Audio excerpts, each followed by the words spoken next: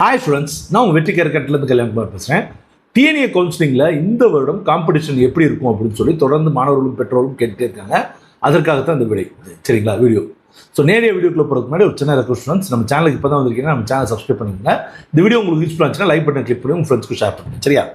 So இந்த வருஷத்துக்குள்ள போகிறதுக்கு முன்னாடி கடந்த வருடங்களில் என்ன நடந்திருக்குன்றதை பார்த்தலாம். 2023 பொறுத்த வரைக்கும் 2.2 லட்சம் மாணவர்கள் வந்து அப்ளை பண்ணியிருக்காங்க, ரிஜிஸ்டர் பண்ணியிருக்காங்க. இதில் ஆக்டிவா சர்டிஃபிகேட் அப்லோட் பண்ணது பார்த்தீங்கன்னா 1.55 lakhs தான். சரிங்களா? ஸோ இது நார்மலான ஒரு விஷயம் தான். அடுத்து 2024 பொறுத்த வரைக்கும் 2.5 லட்சம் மாணவர்கள் வந்து ரிஜிஸ்டர் பண்ணியிருந்தாங்க. அதில் 1.94 lakhs மாணவர்கள் வந்து டாக்குமெண்ட் அப்லோட் பண்ணியிருந்தாங்க. அதே 2025 பொறுத்த வரைக்கும் 2.95 lakhs ஸ்டூடெண்ட்ஸ் வந்து ரிஜிஸ்டர் பண்ணியிருந்தாங்க. கிட்டத்தட்ட வந்து பார்த்தீங்கன்னா 2.39 lakhs வந்து டாக்குமெண்ட் அப்லோட் பண்ணாங்க.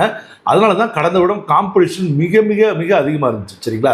ஸோ இந்த வருஷம், அதாவது இந்த 2021 கவுன்சிலிங்க்கு வந்து பார்த்தீங்கன்னா டில் நவ் வந்து பார்த்தீங்கன்னா 2.64 லட்சம் அப்ளிகேஷன் வந்திருக்கதா தகவல்கள் சொல்லுது. சரிங்களா? ஸோ இந்த வருஷம் காம்படிஷன் எப்படி இருக்கும் அப்படின்றத நம்ம டீட்டெயிலாக பார்க்கலாம். சரிங்களா? ஸோ 2025 கம்பேர் பண்ணும்போது கொஞ்சம் இந்த வருஷம் காம்படிஷன் குறைவாக தான் இருக்கும் அப்படின்னு சொல்கிறாங்க. அதே மாதிரி வந்து பார்த்தீங்கன்னா இன்ஸ்டாகிராம் மற்ற யூடியூப்லலாம் சொல்லும்போது கிட்டத்தட்ட 30,000க்கும் அப்ளிகேஷன் வந்து குறையும் அப்படின்றாங்க சார். கடந்த வருடத்தை விட 30,000 அப்ளிகேஷன் வரைக்கும் குறையிறதுக்கு வாய்ப்பு இருக்குன்றாங்க. சரிங்களா? ஸோ இதில் இந்த 2.64 லட்சம் மாணவர்களில் கிட்டத்தட்ட 2.1 to 2.4 லட்சம் மாணவர்கள் வந்து டாக்குமெண்ட்ஸ் அப்லோட் பண்ணுவாங்க. சரிங்களா? ஆனால் காம்படிஷனுக்கு உள்ளே வர்றது வந்து பார்த்தீங்க அப்படின்னா, அதாவது எவ்வளோ சீட்ஸ் வருதுன்னு கேட்டிங்கன்னா 1.65 lakhs சீட்ஸ் தான் வந்து வருது. சரிங்களா ஸ்டூடெண்ட்ஸ்? பட் நான் என்ன சொல்ல வரேன் அப்படின்னு கேட்டிங்கன்னா, என்ன தான் கடந்த வருடத்தை கம்பேர் பண்ணும்போது இந்த வருடம் காம்படிஷன் குறைவாக இருந்தால் கூட CSC, IT, ECE, AML, data science இந்த மாதிரியான டிபார்ட்மெண்ட்டுக்கும் சரி, டாப் 50 காலேஜஸ்க்கு பார்த்தீங்கன்னா அதில் எந்த விதமான காம்படிஷனும் குறையிறதுக்கு வாய்ப்பு இல்லை. சரிங்களா? கோர் பிரான்ச்சஸை பொறுத்த வரைக்கும் கண்டிப்பாக வந்து சொல்கிறேன், போன வருஷத்துக்கு அளவுக்கு இந்த வருஷம் காம்படிஷன் இருக்காதுன்றத கிளியராக சொல்லலாம். சரிங்களா?